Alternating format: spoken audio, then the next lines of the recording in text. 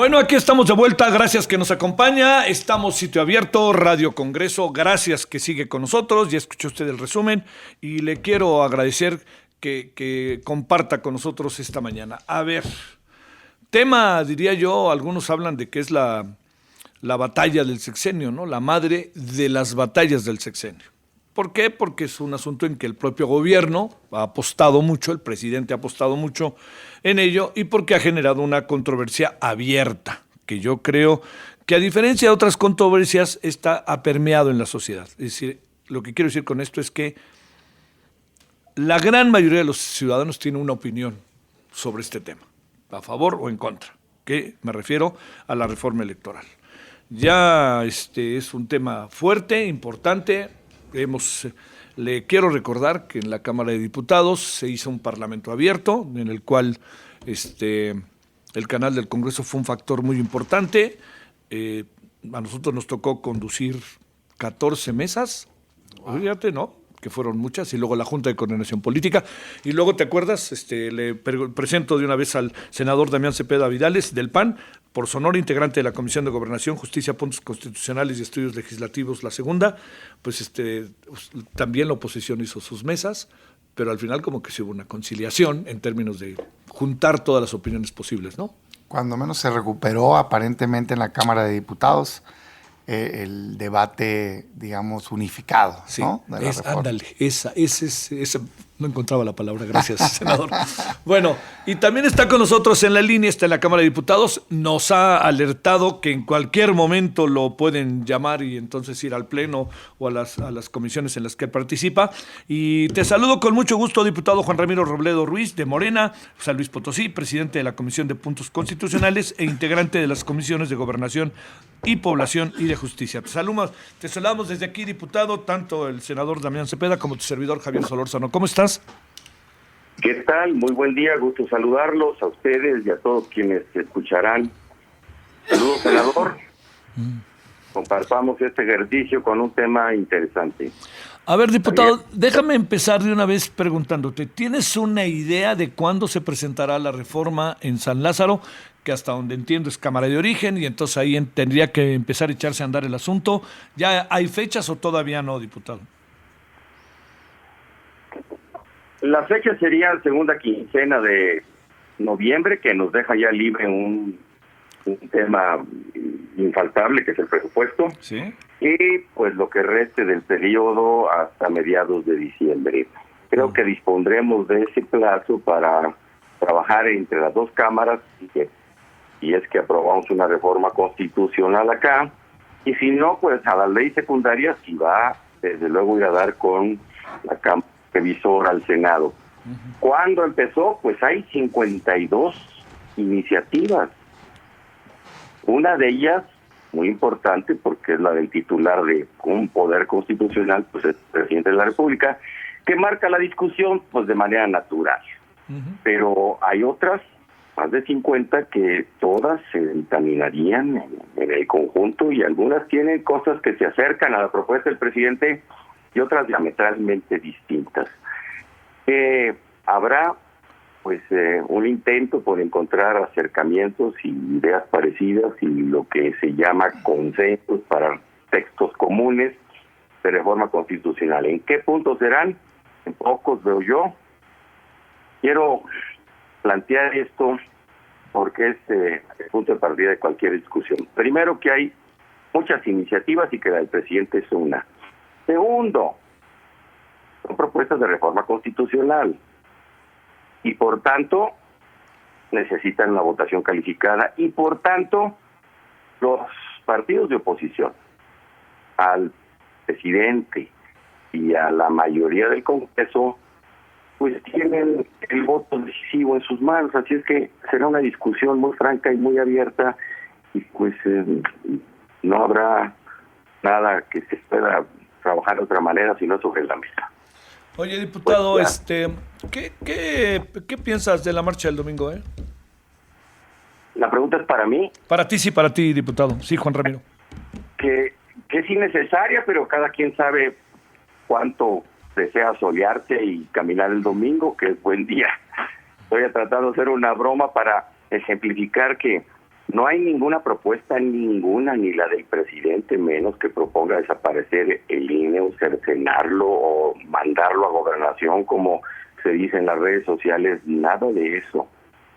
La propuesta es modificar la del presidente, que es la polémica, modificar la fórmula para elegir a los consejeros, de paso a los magistrados del Tribunal Electoral, y reducir costos tanto de la organización del aparato administrativo electoral como el dinero destinado a los partidos políticos federales y locales, y desde luego revisar qué funciones o atribuciones se duplican con los organismos electorales locales, con los tribunales locales, pues para no estar haciendo dos tareas que tengan un costo innecesario para el erario público del país, ¿no?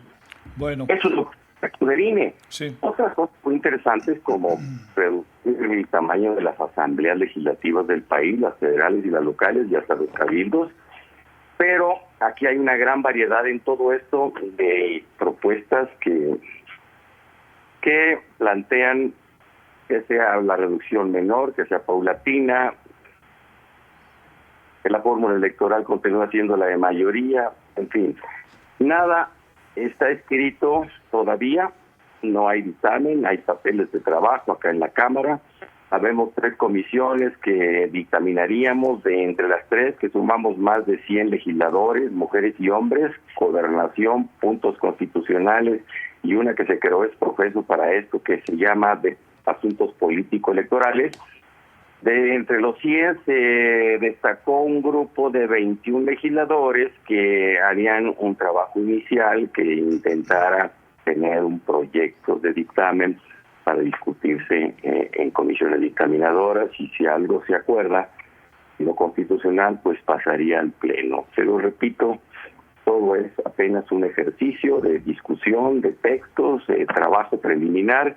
Ni siquiera nos hemos sentado los 21 con los 3 presidentes de comisiones a discutir nada todavía. Así es que la marcha, pues, no, me parece necesaria, si lo quieren hacer muy bien. El INE no está en ningún riesgo, ¿verdad? Nadie ha propuesto otra cosa que lo afecte, más que lo que acabo de decir, que es discutible. Y, pues bueno, si van a marchar dirigentes de partidos, pues la marcha dejará de tener un sesgo totalmente ciudadano, más bien será una marcha política. Uh-huh. Para quien hace lo que cree que es mejor para su propia causa, y lo respetamos. Sí. Ahora, yo creo de suyo, diputado, ahora que escuchemos a Damián, que pues de suyo es una marcha política y de suyo es una marcha contra el gobierno. O sea, ¿por qué? Porque ¿quién propone la reforma? El gobierno, más allá de que la interpreten como quieran, ¿no? Pero me refiero, pues ahí sí creo, no sé qué pienses en tu, ahora sí que en tu devenir político, Juan Ramiro, pues yo creo que sí va contra el gobierno, ¿no? Digamos, para ponerle a las cosas nombre y apellido, ¿no? Porque luego de repente pareciera como que es nada más por la reforma. Yo creo que es un acto político, ciudadano, de partidos o de como se quiera ver, ¿no, Juan Ramiro? Es una marcha en contra de algunos aspectos que se suponen que están en la propuesta del presidente. Pero hay 51 propuestas más, 52 llegó una ayer más. Una que propone empatar los ejercicios de consulta popular que se juntan en México con esa figura constitucional, el referéndum con el plebiscito, es decir, una consulta a la gente para tomar decisiones legislativas o decisiones para actos administrativos de gobierno, con las fechas de las elecciones federales. En lugar de reducir el porcentaje que haga de participación ciudadana en una consulta, que es ahora del 40%, para que se vuelva vinculatorio su resultado, en lugar de estar bajándolo o haciendo ejercicios de consulta separados, pues que vaya concurrente con las elecciones federales. Ajá. Cada 3 años. Sí. Y hace 3 años así, hace 4 o 5 años así estaba planteado, pero la gran discusión política, la suspicacia, la desconfianza entre los partidos en México, que ya tiene muchos años, provocó que se desempataran. Y entonces se puso que fueran el primer domingo, me parece que de cada 3 años, y no el día de las elecciones federales. Eso sí es un doble ejercicio, un doble gasto, un doble propósito innecesario. La idea de juntarlas es correcta. ¿Tienen alguna reticencia porque piensan que puede eso darle una ventaja al partido que ahora está en el gobierno? Pues se le puede poner una vacatio legis, es decir, una vigencia trasladada más allá del 24 para que se deje la preocupación por un lado. Todo se puede resolver hablándolo en buen castizo, digo yo. Sale. A ver, si te parece, diputado, a ver, Damián, ¿cómo ves las cosas en diferentes ópticas? Primero, escuchando el planteamiento que está haciendo alguien que va a jugar un papel importante en la Cámara de Diputados, la Cámara de Origen. Y segundo, el tema de la marcha. Y ahorita me decías algo antes de empezar, que me parece muy importante volverlo a abordar. Y tercero, por eso que te pregunto, ¿podría no pasar nada? Pues mira, yo prefiero que no pase nada en este momento a que se apruebe la reforma del presidente. Y sí soy de los que cree que se puede mejorar el sistema electoral, pero jamás poniendo en riesgo la autonomía y la independencia del INE. Yo creo que hay un juego de palabras, ¿sabes? Yo con todas sus letras lo digo y encantado de debatirlo, y si quiere revisamos artículo por artículo. Por supuesto que se está atacando la autonomía y la independencia del árbitro electoral. O sea, la propuesta del presidente trae alrededor de 10 puntos, más o menos. Varios me parecen bastante debatibles. Soy autor de varias iniciativas en algunos temas similares, algunos con otros enfoques. Pero hay 2 manzanas envenenadas en esta reforma, y que a lo que yo veo del presidente, más allá de legisladores, son los temas de interés. Por un lado está una invasión al árbitro electoral que está planteando, y te me regreso a ello, y por otro lado está continuar con la sobrerepresentación artificial y fraudulenta del partido en el poder en la Cámara de Diputados y en el Senado, con una nueva fórmula para integración del Congreso que lo que hace es sobrerepresentar a los grandes. Me explico en estos 2 temas grandes, los demás me parecen debatibles. ¿Por qué digo que sí hay un ataque a la autonomía e independencia del INE? Primero, sí desaparece el INE, basta leer la reforma, crea un nuevo órgano que es el INEC, y pues es lo mismo que cuando desapareció el IFE, o sea, sería como alegar que no desapareció el IFE. Pues claro que sí, se planteó un cambio al INE, al Instituto Nacional Electoral, y hoy se plantea desaparecer el INE y pasarlo al INEC. Es que es lo mismo. Bueno, pues pudiera alegar lo mismo del IFE, el INE, ¿no? O sea, lo que quiero decir es, sí, la propuesta sí plantea desaparecerlo. Pero más allá de si le cambian de nombre o no, el problema está en quién va a tomar las decisiones en ese órgano electoral, en el árbitro electoral. El árbitro electoral tiene que ser eso. Su principal función es tener, por un lado, capacidad técnica y profesional para organizar bien las elecciones, y segundo, ser imparcial. ¿Qué quiere el presidente? Quiere que se vote esto y que se convierta en un asunto de popularidad. Yo no tengo nada contra los votos, ¿no? El tema es que hoy el tema ideal, o a lo que tenemos que aspirar como sociedad, es a que el árbitro electoral sea independiente y sea autónomo, no que sea popular. Y déjame poner un ejemplo que está hoy en día muy, digamos, el nombre muy de moda por todo lo que está pasando lamentablemente en Morelos. Sí. ¿Quién es quizá el futbolista más famoso de México? Vigente o pasado. Yo creo que Cuauhtémoc Blanco es alegablemente uno de los mayores. Sí. Tan popular es que ganó su estado a gobernador, ¿verdad? La presidencia municipal. Muy bien. ¿Qué pasaría si él se postula para consejero electoral o lo proponen, por ejemplo, el INE? Seguramente gana, ¿sí? Y como él, casos de artistas y otras personas. ¿Cuál es el problema en su caso? Sin individualizar, pero estoy ejemplificando del problema de hacerlo así. Que claramente tiene una preferencia política. No sería un árbitro adecuado. Puede ser muy bueno para otras cosas, pero lo que necesitamos en el órgano electoral es gente imparcial, no gente popular. Entonces, a todos los actores les debe dar tranquilidad quienes están organizando las elecciones. Es como si en un juego de fútbol agarraras a un jugador muy famoso de un lado y lo pones de árbitro. Pues al otro no le va a gustar, ¿verdad? Igual viceversa, mañana puede pasar a favor del PAN, en contra del PAN, a favor de Morena, en contra de Morena, a favor del PRI, en contra. Es que no debe ser a favor y en contra de nadie. Oye, es que no me gusta cómo se han hecho los nombramientos en el pasado. A mí tampoco, me parece, yo coincido con que han sido de cuates y cuotas. Mejoremos eso. Por ejemplo, hoy el procedimiento, que sí se mejoró mucho, sigue teniendo mucho margen político la JUCOPO, la Junta de Coordinación Política. O sea, ¿por qué? Porque puede proponer las quintetas. Eso hay que acabarlo. Yo diría concursos de oposición técnicos. valoraciones con calificación y que solo puedas escoger entre los mejores calificados. Eso es un procedimiento adecuado para elegir un buen árbitro electoral, no una manipulación. ¿Quién propone a las propuestas? 20 las propone unilateralmente el presidente de la República. Favor, hombre. Pues si se van a elegir 7. Es que otras 20 las propone el Congreso. Por eso, pues, es que no tengo 2/3 partes. Siempre las logran, hombre. Siempre doblan a gente, lamentablemente. La oposición en la pasada legislatura y en esta, porque no está a la altura en este momento toda la oposición para dar las peleas que se requieren para defender al país, tristemente, como pasó con la Guardia Nacional Militar. Y el Poder Judicial, pues ni se diga, vean nada más las resoluciones de la Corte. Entonces, no, yo definitivamente creo que sí, el objetivo del presidente es, primero, correr a todos los consejeros actuales porque le molesta que no pueda dominar el órgano electoral, porque, hablando con la verdad y siendo honestos, lo que dice la propuesta es eso: desaparece el INE, sale todo mundo que está ahorita y nombrarías a través de este concurso de popularidad a los nuevos, y segundo, invadirlo. Entonces no creo que sea lo correcto, no nada más porque esté gobernando Morena, sino que me parece que hemos luchado mucho tiempo por defender la democracia de este país y yo no estoy de acuerdo en ponerla en riesgo. Yo le recordaría al presidente nada más sus propios videos, lo que él decía cuando estaba en la oposición, que luchaba y peleaba con fuerza por tener un árbitro electoral autónomo, independiente. Ojalá y se recordara más al Andrés Manuel candidato que al Andrés Manuel presidente. ¿Qué piensas de la marcha del domingo? A ver, yo creo que es un movimiento genuino. También le recordaría al presidente que él se hizo en la lucha precisamente de la protesta civil, cívica, pacífica. Yo creo que es algo que tenemos que fomentar, más allá de si alguien está de acuerdo o no. A mí me parece que hay una preocupación genuina por los ataques que todos los días hay. Pues vean nada más hoy o ayer, antier, la mañanera, el día que quieras, pónganla, para que vean los ataques que hay frontales del presidente de la República hacia el órgano electoral y demás. Y yo creo que hay una preocupación de que eso se pueda acabar con esta reforma electoral. Creo que es una preocupación genuina. Oye, me gusta que participen los partidos políticos. Yo en lo personal no voy a asistir.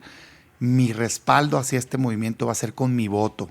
Yo veo mucha gente que de lengua, pues puta, se avientan tacos y tacos y tacos y llega el momento de votar y votan con Morena, pues, ¿no? Sí. Y con el gobierno. Mejor, pues que se queden calladitos y voten bien, algunos, ¿no?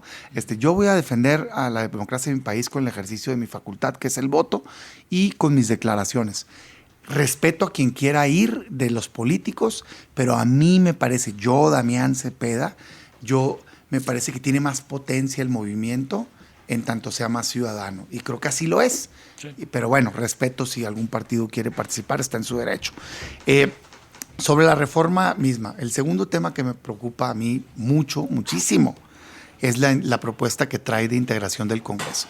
Sale el presidente y dice con una desfachatez, vamos a acabar con los plurinominales. Muy bien, presidente. Pero si lees la propuesta, convierte todo el sistema en puros plurinominales. Yo primero diría, pues tengan el valor de aceptar lo que proponen. La propuesta del presidente propone un nuevo modelo de puro plurinominal, que van a decidir las listas los partidos políticos, el orden de esa lista los partidos políticos. Tú, ciudadano que me estás escuchando, ya no vas a poder votar por Juan Pérez o por Claudia López. Eso debilita el sistema de rendición de cuentas, más en un esquema con reelección. La lógica de la reelección es: yo voto por ti, te identifico diputado y senador, que apenas está en pañales, va empezando, y si me gusta lo que haces, vuelvo a votar por ti, te premio, y si no me gusta, te corro. Ese a mí me parece muy valioso. En México existe el sistema proporcional, que yo estoy de acuerdo con él, para compensar la votación. El sistema que presenta el presidente lo que va a hacer, como presenta una lista por estado y luego hace corte por cada estado, lo que hace es que va eliminando la votación por los que menos votos tienen y se quedan los grandes con esos porcentajes. Entonces, al final, lo que vas a tener es un Congreso sobrerepresentado. Por ejemplo, en la pasada legislatura, ahorita en 2018, Morena no tuvo más del 50% de los votos, los tuvo Andrés Manuel López Obrador. Pero para la Cámara de Diputados y Senadores anduvieron entre el 37 y 39% de los votos. Sin embargo, tuvieron el 51% de los diputados. Eso es un fraude a la ley. ¿Cómo lo hicieron? Con el 8% de la sobrerepresentación que malamente te da la Constitución. Es decir, si vota por ti 30%, puedes tener 38% de diputados. Está mal eso, pues. ¿Por qué les vas a regalar representantes? Hay que quitarlo. Y segundo, lo que hicieron fue hacer pasar diputados de Morena por el PT. Y el mejor ejemplo es que el dirigente nacional actual, Mario Delgado, en aquel entonces coordinador de Morena, dijeron que no era de Morena, que porque había sido postulado por el PT, y esto logró que le dieran pluris a Morena, que no debió haber tenido derecho porque ya habían ganado en el sistema de mayoría. ¿Yo qué propongo para no quedarnos en el puro no? Y con eso cierro esta primera intervención. Yo sí creo que se tiene que fortalecer el modelo de representación. Estoy de acuerdo en que se pueda reducir el Congreso, completamente de acuerdo. Pero creo que lo que deberíamos de aspirar es a una verdadera representación pura. Y para lograrlo hay que hacerlo de manera mixta. Que votes por tus diputados y que luego se usen solo los pluris que se requieran para compensar el voto ciudadano y que el Congreso sea un espejo de cómo votan los ciudadanos. Es decir, si con 50 pluris ya arreglas que si el PAN tuvo 20% de votación, tenga solo 20% de diputados. Si Morena tuvo lo que quieras, tenga solo ese porcentaje. Y así, pues solo eso debe de existir. ¿Por qué vas a andar regalando diputaciones? Sí. Y si te tienes que ir con un poco más, eso permitiría que el Congreso tenga una representación fiel a cómo votan los ciudadanos. Y entonces los debates de las legislaciones serían acorde al sentir de los mexicanos. Eso creo. A ver, diputado, Juan Ramiro, son varias vertientes, ¿no? Las que plantea Damián, y fíjate lo que son las cosas. Damián dice que debe de ser una marcha ciudadana, no una marcha en la cual se involucren los partidos, cuestión que, si me permiten, yo comparto. ¿Qué piensas de estos planteamientos ya muy en concreto de lo que se puede debatir? Mí, sí, te hablo a ti, Juan Ramiro, adelante. A ver, bueno, pues ya entró el senador a fondo en dos temas torales. De todo lo que dice, que se resumen en dos grandes aspectos. Uno, la autonomía del INE como institución, y dos, la fórmula para tener una representación justa en el Congreso, en el Parlamento. Ahora, un tercer punto que lo dejo para el final. A ver, dice que en realidad sí desaparece el INE y se convierte en INEC. El IFE desapareció para dar lugar al INE. El INE ya tiene las funciones del INEC. Es simplemente agregar que es el responsable de hacer consultas.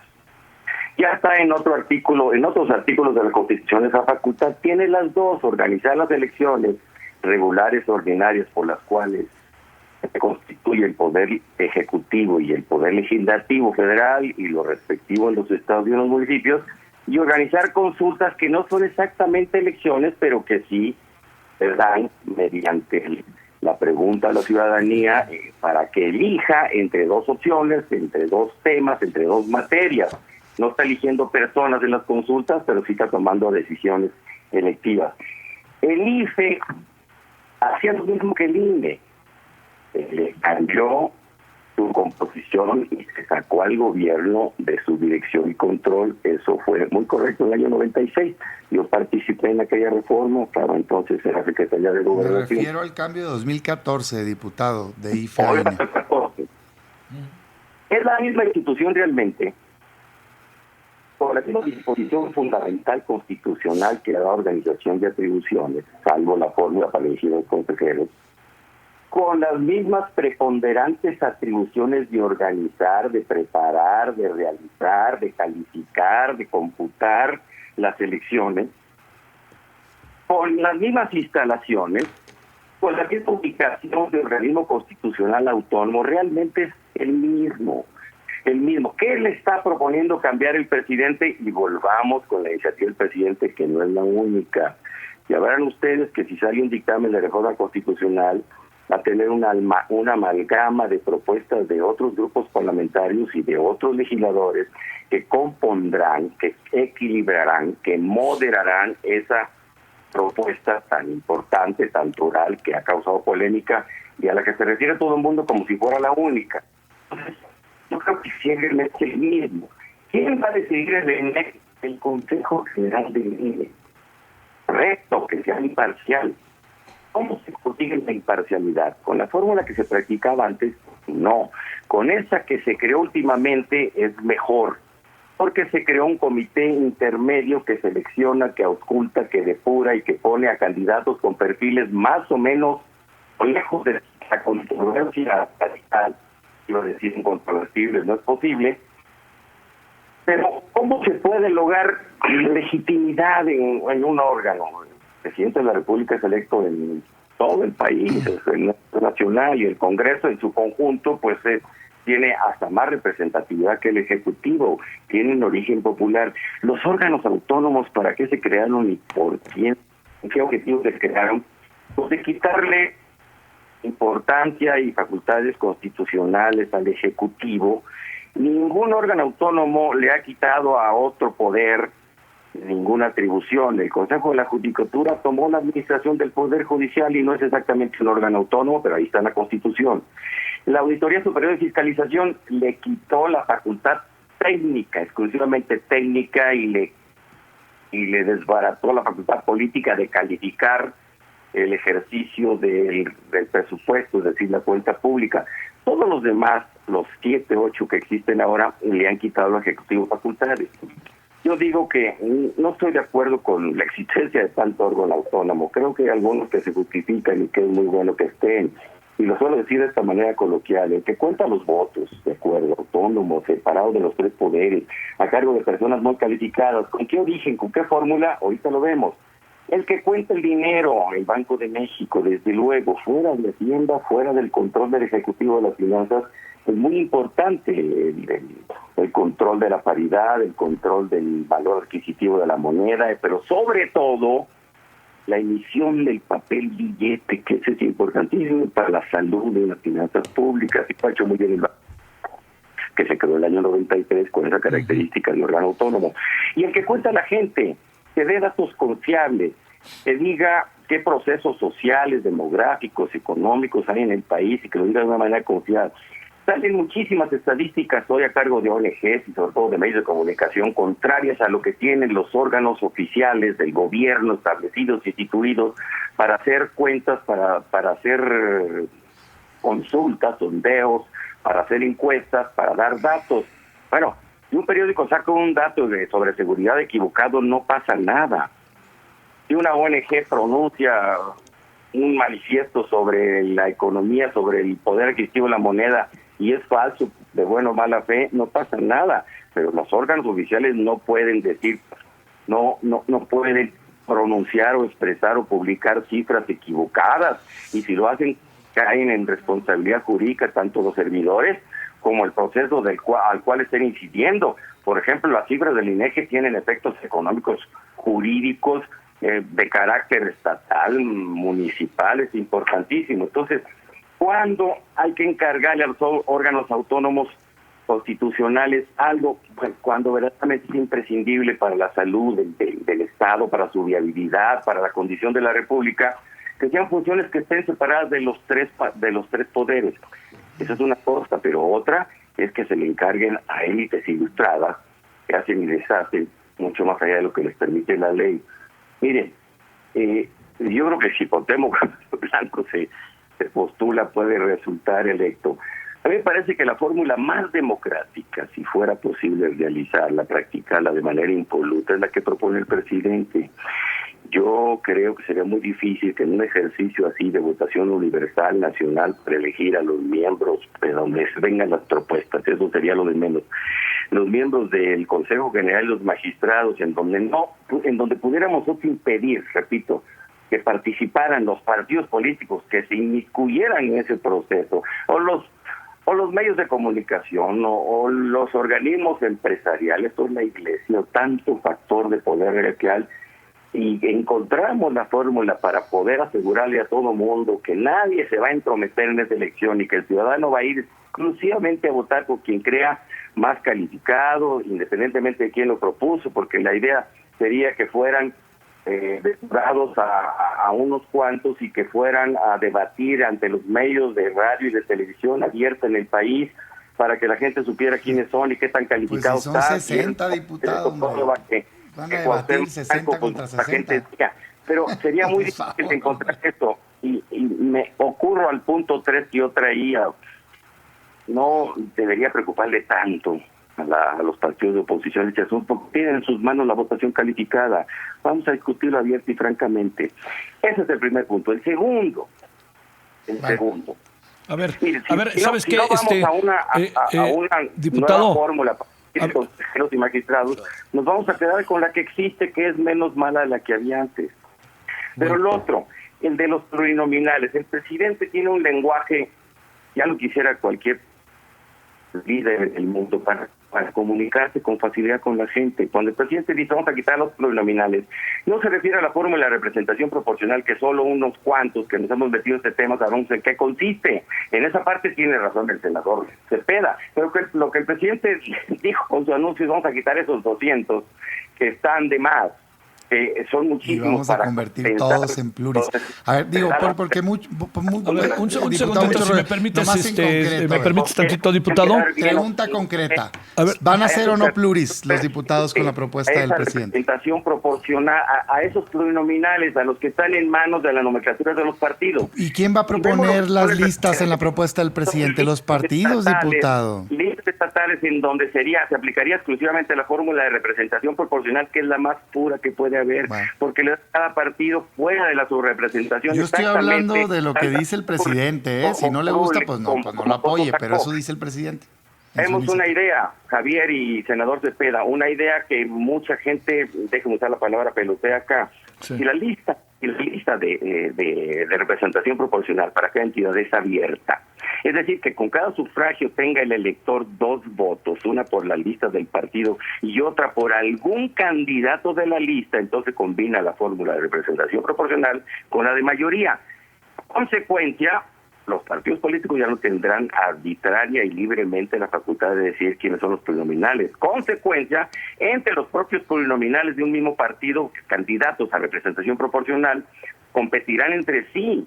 Consecuencia, esos 7 o 20 o 45 candidatos de una lista, de una entidad, de un partido, van a competir también contra los demás. Los europeos tienen pura lista de representación proporcional. La mayor parte de los países latinoamericanos también. Esa fórmula sería muy buena, mejor que la de mayoría simple, que es de lo más injusta que pueda haber, y que diputado, provoca, y estoy de acuerdo con el senador y con tanta gente que impugna el 8% de la sobrerepresentación, algo muy injusto. Pero esa sobrerepresentación hoy la tiene el partido mayoritario. Fue hecha para darle gobernabilidad a la Cámara, para darle sobre representación al partido mayoritario. Y la tuvo alguna vez el PAN, y la tuvo muchos años el PRI, y hoy la tiene Morena. Si te parece, diputado, país, pues, escuchemos al senador, ¿no? Para que peloteemos el asunto, como tú dices hace rato. Adelante. Yo soy no conozco al diputado porque está en otra Cámara, pero quien me conoce aquí sabe que yo soy de blanco y negro, pues. O sea, si algo me parece bien lo digo, si algo no. Pero pues, ¿para qué tanto brinco estando el suelo tan parejo? ¿Desaparecen el INE, sí o no? Sí. ¿Corren a los consejeros actuales, sí o no? Sí. No. O sea, no, diputado, no plantea el presidente. No nada, está en manos de ustedes. No, bueno, estamos hablando de la iniciativa del presidente, pues. Escuchemos, si te parece, escuchemos al senador y ahora vas tú, espérame tantito, diputado. Porque lo podemos cambiar. No, pues todo se puede cambiar. Pues a ver, una cosa nada más. Obviamente. Dice el diputado, para retomarlo, dice que lo único que se está haciendo es que el INE también ya se le va a agregar consultas porque son cosas que de hecho hace. Lo que están haciendo es cambiar la integración del INE, hombre. Las consultas ya las hace, es el encargado de revocación de mandatos, el encargado de consulta popular. Traen el planteamiento de desaparecer los soples, habría que ver la autonomía de los estados. Lo único que quieren hacer es deshacerse de los consejeros actuales y dominar los nombramientos. El presidente, para no hablar por el diputado. Eso es lo que dice su propuesta y eso es lo que no se lo vamos a permitir. A mí se me hace que en una negociación o en un debate, pues sirve mucho saber la postura del otro. Yo lo digo abiertamente para quien está escuchando. Sobre nuestro cadáver se van a hacer de la autonomía y la independencia del INE. No les vamos a dar el voto en eso. A ver, quieren que el diputado está diciendo que no se pierde la autonomía del INE. Bueno, yo creo que sí. A ver. Él tiene su opinión. Sí. Yo creo que sí. Si tú puedes proponer a 20 candidatos y los vas a sacar por voto ciudadano y se convierte en un concurso de popularidad y puedes nombrar a gente afín a tuya, claro que te puedes hacer de la autonomía y la independencia del INE. Como, por cierto, con otros métodos que yo he criticado mucho, se están haciendo del dominio de la Corte, por ejemplo, nombrando subordinados, o de organismos autónomos, que están mandando puras gentes que están claramente identificados con el presidente. Es que en el pasado no sé quién lo hizo también, pues muy mal. No estamos aquí para defender el pasado. Yo no defiendo el pasado. Yo quiero avanzar un México mejor, en donde se fortalezca la democracia, independencia. ¿Dónde estabas cuando Salinas? Puta madre, yo creo que en primaria, güey. O sea, no sé, o en secundaria o algo así, pues no, o sea, no es mi tema, pues. Yo soy senador ahorita y lo que quiero es fortalecer la democracia y hacer cosas positivas, me parece a mí riesgosa esa. Oye, ¿se puede mejorar el procedimiento de nombramiento actual? Sí. Yo particularmente le quitara poder a la Junta de Coordinación Política, porque después de todo este análisis del comité técnico que tiene hoy en la Cámara de Diputados, al final decide políticamente la Junta de Coordinación Política. Yo creo que debería ser un esquema más como el esquema de competencia económica, en donde los 5 mejores evaluados a fuerzas tienes que escoger de ahí. Me gustaría a mí eso. ¿Quién los evalúa? En el caso de COFESE, un comité técnico que está Banco de México, está INEGI, está INAI y está así estaba el órgano de educación, de evaluación educativa. No, en el INE, no en el INE, diputado. Estoy hablando de otro proceso, de competencia económica. Estoy poniendo un ejemplo de un procedimiento adecuado que creo que funciona. Están varios organismos, digamos, que tienen autonomía. En el caso del INE, parte de las fallas es que participa, por cierto, unos nombramientos que hace la Jucopo y también la Comisión Nacional de Derechos Humanos, que pues está ahorita por los suelos. Pero bueno, en fin, pudiera fortalecerse. Entonces yo lo que digo es, nosotros para hablar claro, PAN en el Senado, nada que toque la autonomía e independencia del INE lo vamos a apoyar. Segundo tema, en la fórmula, ya lo decíamos, a mí me parece que es un error, sí creo que se pudiera fortalecer. Ahora, ¿cuál es la falla de origen, en mi opinión personal, de la reforma electoral? Una reforma electoral positiva, desde mi visión, tendría que ser para fortalecer al ciudadano frente a los gobernantes, no fortalecer al gobernante frente a los ciudadanos o al gobernante frente al órgano electoral. Y no veo nada de eso. ¿Qué me gustaría a mí estar debatiendo? Por ejemplo, yo he puesto en la mesa a título individual el acortar el tiempo del presidente de la República y de los gobernadores. O sea, 6 años son muchos para aguantar un mal presidente y son pocos si tienes un buen presidente. Otros países, ejemplo Estados Unidos, pero también otros países, tienen 4 años y en 4 años ya te sirve para saber si es bueno o malo. Yo preferiría un esquema de 4 años con una reelección, partiendo del primer presidente que se elija con este método, por supuesto, no el actual, que lo que tenemos hoy. Segundo, segunda vuelta electoral. Sí, creo que es positivo tener un primer ejercicio donde elijas entre muchos y al final te vayas a una final de los 2 punteros. Tiende a generar gobiernos de coalición y tiende a evitar polos radicales, además de que genera legitimidad. Tercero, un esquema de representación pura. Te digo muy rápido, no te mixta, interrumpo mucho. En los foros del Parlamento Abierto, cuando hicimos el foro sobre segunda vuelta, te diría que nadie quiso la segunda vuelta. No quiere normalmente quien está en el gobierno. Nosotros la propusimos cuando estaba el PRI, no querían. Creo que gente de izquierda la propuso cuando estaba el PRI y no quiso el PRI. Y hoy pues veo que no quieren. A mí me parece bastante sensato en lo personal, pero es debatible, es mi opinión, pues, ¿no? Yo creo que fortalece porque te vota 50% más 1 de los electores. Pasó con Andrés Manuel, pero no había pasado antes en la historia reciente del país. ¿Para el 2030 o el 2024? Yo la pusiera para el 2024, pero digo, es algo que tendríamos que decidir. Luego me fuera la representación del Congreso. Yo acabara a 0 la sobrerepresentación. 0. Así. No tiene por qué tener un diputado más quien no se lo haya ganado con el voto ciudadano. Y yo pondría en la mesa un esquema. Si quieren bajarlos a 300, muy bien.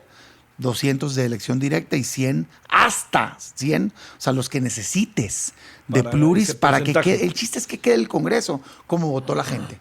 Si votó por ti 37%, 37% tienes que tener. 20%, 20%. 18%. Y no romper esta relación directa entre el ciudadano y el diputado o legislador de que te voto y luego te premio con la reelección o te quito.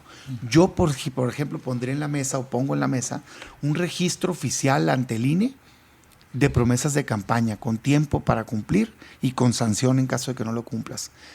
Juicio político desde la amonestación hasta la destitución e inhabilitación. O sea, ya basta de que nos estén prometiendo cosas y luego no cumplan.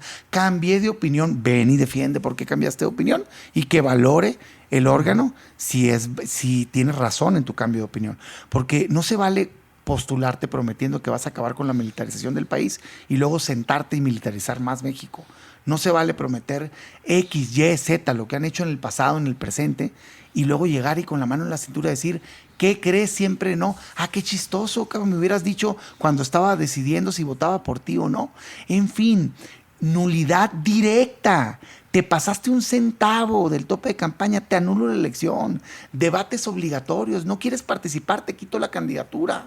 Esa es mi forma de pensar. Sí. A ver, diputado, ¿me escuchas por ahí, Juan Ramiro? A ver, déjame plantearte aquí algunas cosas. Mira, nos acercamos a esta segunda quincena de noviembre. Y yo diría, ¿qué sí podríamos hacer? Y te lo planteo en un sentido constructivo, independientemente de las diferencias que tenemos, polarizaciones, marchas del domingo. ¿En dónde podríamos coincidir para hacer para cambiar aspectos de la reforma? Veo muy difícil una reforma integral, pero para cambiar aspectos de la reforma que pudieran tener consensos y que nos llevaran a un 2024 con certidumbre, porque una de las preocupaciones, Juan Ramiro, y lo sabes, es que ¿cómo le vamos a hacer para algunas cosas en el 2024 cuando ya tenemos inminente el proceso electoral y tenemos inminente 2 procesos electorales en que se juega mucho, como es el Estado de México y Coahuila? ¿Cómo ves las cosas?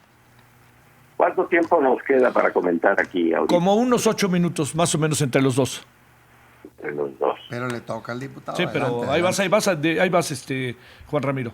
Adelante. A ver, es que el diputado y el senador ha comentado muchas cosas a las que no me puedo referir todas, pero resumo algún punto de vista de lo que dijo y respondo lo que me estás preguntando, si me lo permite, Javier. Claro que sí, por favor. A ver, mi idea sobre la integralidad de la institución INE-NEC ya la expuse. De verdad creo que no se afectará su autonomía, tendrá hasta más funciones.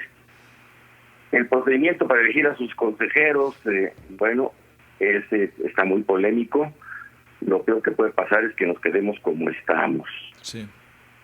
Si se tratara de fortalecer al ciudadano, pues nada más que darle voto popular para que decida todo.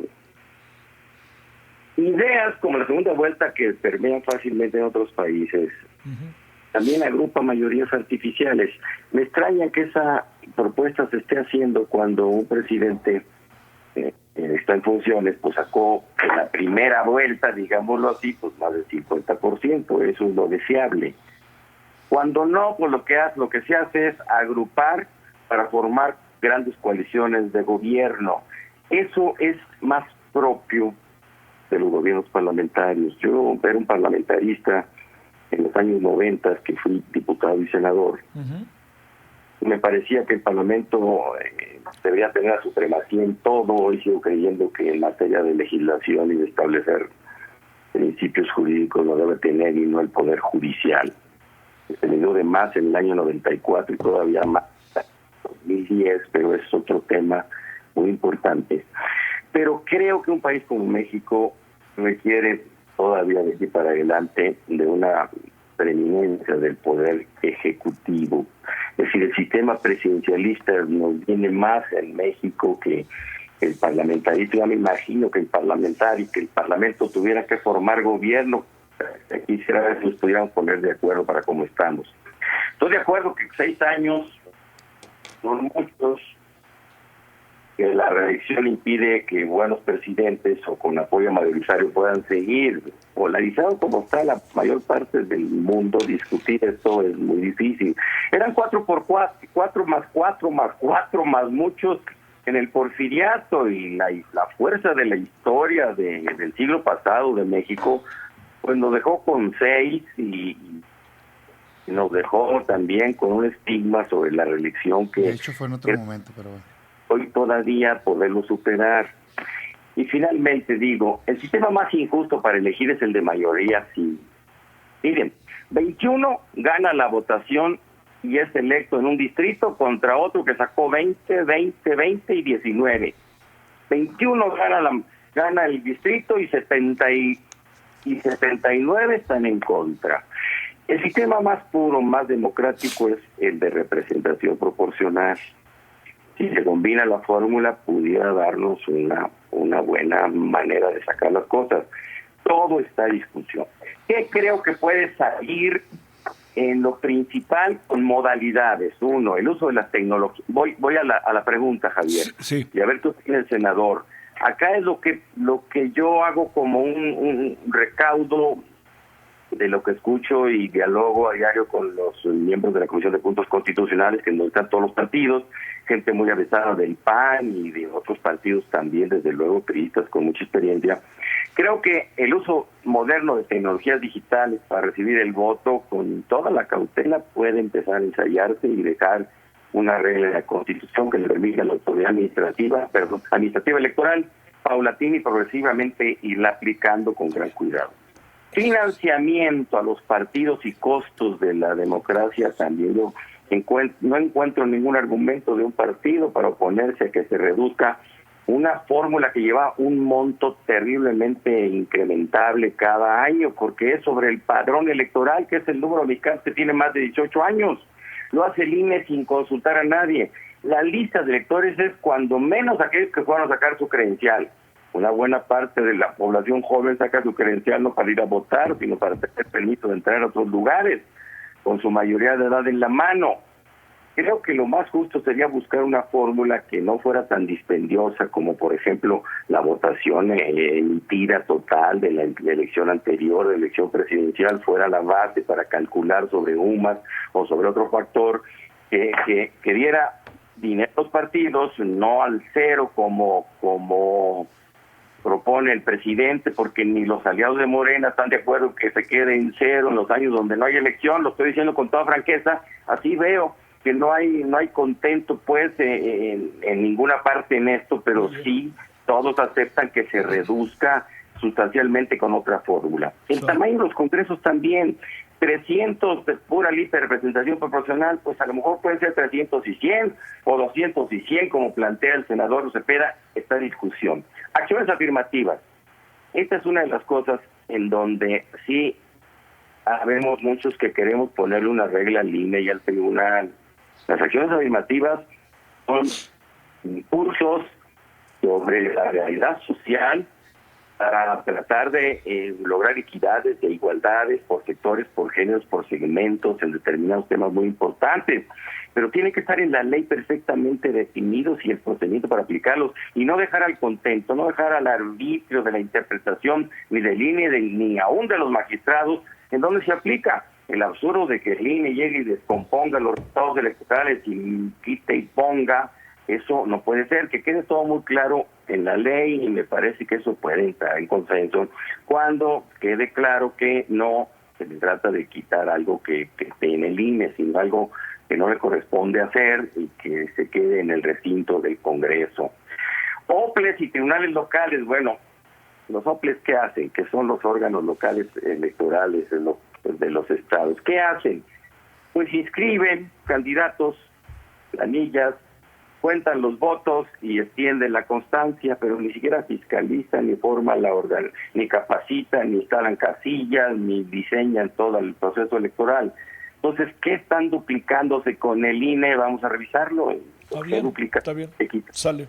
Déjame. Sale. ¿Cuándo se queda el tribunal local con la última palabra? Pues nunca. ¿Están funcionando? No sé. Creo que no. Entonces, sobre esas cosas hay más acercamientos sin que exista un dictamen, ¿eh? ¿Te parece que cerremos ahora una última opinión del senador? Y si hay algo más que decir, lo decimos rápido, ¿te parece? Adelante, senador. Muchas gracias. Pues mira, yo simplemente reiterar lo siguiente: principios básicos para nosotros. No estamos queriendo fortalecer al árbitro electoral. El árbitro electoral te puede gustar algunas opiniones o no, podemos desear algunos que sean más prudentes en algunos temas, me incluyo, hay veces que yo he dicho, oigan, esto más tranquilos, en fin, algunas decisiones, todo. Pero la verdad de las cosas es que hoy en México, si hay una elección, sabemos que se van a contar los votos y que va a ganar el que tenga más votos. O sea, se garantizó la alternancia en 2000, se hizo la elección de 2006, se dio otra alternancia en 2012, se dio otra alternancia en 2018 con López Obrador, y ahí estuvo el INE, porque el INE al final del día es funcionarios, sí, pero cuando es la elección son principalmente abrumadoramente mayoritarios ciudadanos, Sí, 2 contando millones los de votos. ciudadanos. ¿Sí? Entonces, yo lo que digo es, ese es un valor que nos ha costado muchísimo. Antes de plano, pues no se le cayó el sistema al director de la CFE actual, pues, ¿no? En las elecciones. Eso es lo que pasa cuando no tienes un árbitro electoral autónomo independiente. Entonces, yo diría, nosotros lo vamos a defender completamente. Y para no hacer perder tiempo a gente, les decimos, no vamos a aprobar ningún mecanismo que permita dominar por nadie. Pero sí le entran al el debate tema. de algunas cosas, leyes secundarias, cosas así. Todo lo que implique austeridad, todo lo que implique reglas Muy para bien. empoderar al ciudadano en términos de mayor rendición de cuentas, como este registro que hablaba, como un mecanismo mejor de integración de la Cámara. Yo mismo te decía ahorita, segunda vuelta, pensar en el modelo de la presidencia de la República y de las gubernaturas, sí fortalecer al legislativo, yo sí lo creo. También fortalecer la revocación de mandato, fui de los impulsores, yo presenté una de las iniciativas que fue la que se aprobó al final del día, junto con otras. Y me sumaría yo al tema del financiamiento, pero de verdad, pues, porque el presidente, fíjate, propuso financiamiento cero en tiempo ordinario, pero propone subir el financiamiento en tiempo de campaña. Yo no estoy de acuerdo. Y de hecho creo que debería de cambiarse la fórmula de distribución, porque la fórmula de distribución actual del financiamiento público es bien tramposa. A ver, yo te compro en que en tiempo ordinario un partido, si tuvo más votos, pudiera tener más recursos, ok. Pero ¿por qué en una campaña, si ya estás compitiendo por el mismo cargo, a la presidencia de la República o a la gubernatura, si ya cumpliste los requisitos para competir, ¿por qué a uno le dan más dinero que al otro? Pues si están compitiendo en igualdad, deberían de tener el mismo recurso, que debería ser poco, por cierto. Igual los spots, el modelo de comunicación política. ¿Por qué le dan más spots a uno que a otro? Deberían de darle el mismo número de spots en campaña, ¿no? Para que la gente conozca igual a la gente y fomentarse más debates y esquemas que hagan pues más libre la campaña. Por cierto, yo en algo que sí estoy de acuerdo, que han puesto en la mesa, digo, no en los términos, pero que sí creo que sería positivo es, pues hay que acabar también con esta ley mordaza que nos hemos puesto, ¿no? Ser ridícula, no de los 4 días, de todo el tiempo. No vayas a hablar de tema electoral. Oye, pues ni que fueran menores de edad los ciudadanos. Sí. O sea, a ver, nada más para poner un ejemplo, Estados Unidos, el presidente de la República, está en el cargo cuando compite para la siguiente reelección. Es ridículo. No, ayer estaba desatado Biden, exigirle a alguien, no hables, no te vayas a referir a esto, por favor, hombre. Claro que debemos de ser lapidarios y si un solo peso de recurso público se mete en las campañas, debería anularse la elección a favor del partido que se invirtió ese recurso. Entonces, yo creo que hay mucho campo positivo que debatir y también mucho campo negativo que hay que defender. Hay que defender. Muy breve, diputado, porque 2 veces ahí me di cuenta que querías decir algo, pero muy breve. No. Breve. Bueno, coincidimos en algunas cosas, en otras no, desde luego, porque así es esto. Sí, bueno. Yo termino diciendo lo siguiente. Vino Lorenzo Córdoba y 2 o 3 consejeros actuales a uno de los foros y decía, las reformas electorales tienen que hacerse en ciertos tiempos y tienen que ser por unánime, si no son legítimas. Bueno, pues también eso es discutible, pero si eso fuera legítimo, la unanimidad quiere decir que todos estén de acuerdo, es mucho más que un consenso. Muy bien, pero hay uno que no está de acuerdo en el sistema de arbitraje actual porque considera que el árbitro no es imparcial. Bueno, con la misma legitimidad de ese apotegma, pues con esa es correcto que se siente todos a la mesa a discutir el sistema de arbitraje, y en eso estamos. Y el tiempo para hacerlo es ahora porque pues el año que entra ya tendrá vedas, porque inicia el proceso del 24, entonces si no es ahora, pues no será. Ya no será, sale. Bueno, diputado, muchas gracias. Oye, a ver, ya te veremos aquí algún día que estés con nosotros aquí. Sería padrísimo que vinieras a Radio Congreso. El canal del Congreso está acá en la Cámara. ¿Y el radio está acá? El radio está allá. Sí. Oye, bueno, Canal está... Oye, para acá, para estar en la Cámara. Me dicen, Juan Ramiro, que Canal, y mira lo que estoy viendo ahorita yo, tienen toda la razón, está en las 2 sedes, pero el radio sí está nada más en esta sede. Ahí tienes razón. Están las 2 sedes. Sale. Bien. Te mando un gran saludo, Juan Ramiro. Igualmente, un saludo. Gracias. Damián, muchas gracias. No, hombre, muchas gracias a ti y un saludo también al diputado. No vas a la marcha el domingo. Yo la apoyo totalmente, pero a mí siempre me ha parecido que yo, si soy político, que trabajo, digamos, en la función pública, debo de respetar las marchas ciudadanas. Es una opinión individual. Me parece que es más potente cuando son así. Te doy mi opinión. Sí. Creo que tienes razón. Bueno, es mi opinión. Ya nos vamos. Muchas gracias. Estamos en Sitio Abierto, en Radio Congreso. Gracias en nombre de Esperanza Barajas y Liliana Hernández en la producción. Resumen informativo, Elizabeth Robles. Eli, gracias Eli. Y el operador, Sergio Vargas. Gracias Sergio. Gracias en nombre de todas y todos. Pásela bien. Nos vemos el próximo martes a las 10:30. Sitio Abierto, Radio Congreso. Adiós.